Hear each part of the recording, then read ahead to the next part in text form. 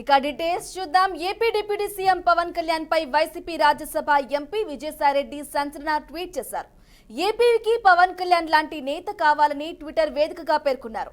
పవన్ జాతీయ స్థాయిలో గుర్తింపు తెచ్చుకున్నారని ప్రశంసలు కురిపించారు. నిన్న ప్రెస్ మీట్ లో కూడా పవన్ పై విజయసాయిరెడ్డి పొగడ్తల వర్షం కురిపించారు.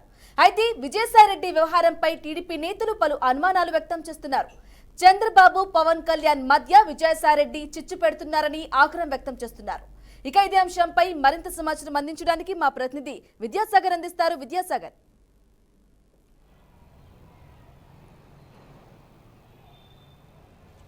రైట్ బ్రాహ్మణి. ప్రస్తుతం వైసీపీకి సంబంధించిన రాజ్యసభ సభ్యులు వేణుంబాక విజయసాయిరెడ్డి చేసిన ట్వీట్ ఒక సంచలనంగా మారింది. ఎందుకంటే రాజకీయ వర్గాల్లోనే ఇది తీవ్ర చర్చకు దారితీసింది. కూటమి ప్రభుత్వంలో జనసేన అధినేత డిప్యూటీ సీఎం పవన్ కళ్యాణ్పై ఆయన కీలకమైన వ్యాఖ్యలు చేశారు. ఒక ఎక్స్ వేదికగా పవన్ కళ్యాణ్ చాలా మంచి లీడర్ అని చెప్పి, అలాగే జాతీయ స్థాయిలో గుర్తింపు తెచ్చుకున్నారని, పవన్ కళ్యాణ్ అంటే బెటర్ లీడర్ చంద్రబాబు కంటే కూడా పవన్ కళ్యాణ్ బెటర్ లీడర్ అనే అర్థం వచ్చేలా ఒక కీలకమైన ట్వీట్ చేశారు. దీంతో ఇప్పుడు ఈ విజయసాయిరెడ్డి చేసిన ట్వీట్ చాలా కీలకంగా మారింది. అలాగే రాజకీయ వర్గాల్లో కూడా తీవ్ర చర్చకు దారితీసింది.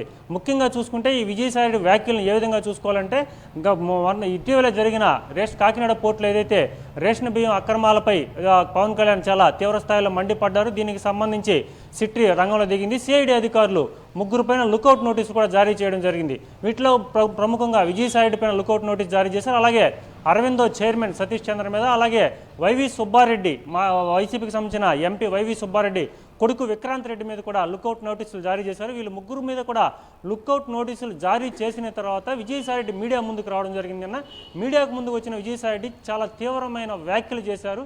చంద్రబాబు నాయుడు మీద, అలాగే లోకేష్ మీద కూడా అనుచిత వ్యాఖ్యలు అని చెప్పవచ్చు. ఎందుకంటే చంద్రబాబు నాయుడికి మతి భ్రమించింది.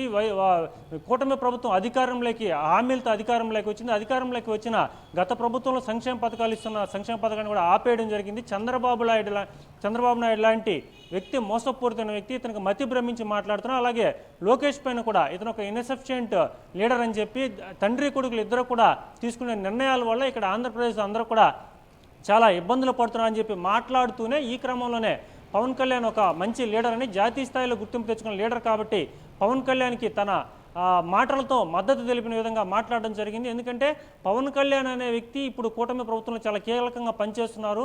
ఇలాగే జనసేన అధినేత కూడా కావడంతో ఇప్పుడు ఈ రెండు పార్టీల మధ్య చిచ్చు పెట్టే విధంగా మాట్లాడడం, ఇటు పవన్ కళ్యాణ్ జనసేనకు సంబంధించి కానీ, అలాగే ఇటు టీడీపీకి సంబంధించి కానీ ఒకరిపైన ఒకరు ఈర్ష్యాద్వేషాలు కలిగే విధంగా ఈ మాటలు ఉన్నాయి. ఇదే సమయంలో కూడా కాకినాడ పోర్టుకు సంబంధించి ఏదైతే ఉన్నారో ప్రస్తుతం కేవీ రావు అని ఆయన చైర్మన్గా ఉన్నారో, ఈ చైర్మన్ 1997లోనే దీనికి సంబంధించిన అక్రమాలు మొదలుపెట్టారు. ఏదైనా కూడా సిట్ దర్యాప్తు చేయాలంటే అప్పటి నుంచి కూడా దర్యాప్తు చేయాలి. కాబట్టి ఈ విధమైన వ్యాఖ్యలు చేస్తున్నా కూడా పవన్ కళ్యాణ్ని ఒకంత ఎత్తి చూపుతూ గొప్పగా పొగుడుతూ మాట్లాడారు. అదే క్రమంలో కూడా చంద్రబాబు నాయుడు మీద విమర్శలు చేశారు. సో విజయసాయిరెడ్డి విమర్శలు ఇప్పుడు ఏ విధంగా రాజకీయ వర్గాల్లో చర్చకు దారితీస్తుందని చెప్పి ఆంధ్రప్రదేశ్ ప్రజలందరూ కూడా తీవ్రంగా ఉత్కంఠ ఎదురు చూస్తున్న పరిస్థితి నెలకొంది. బ్రాహ్మణి.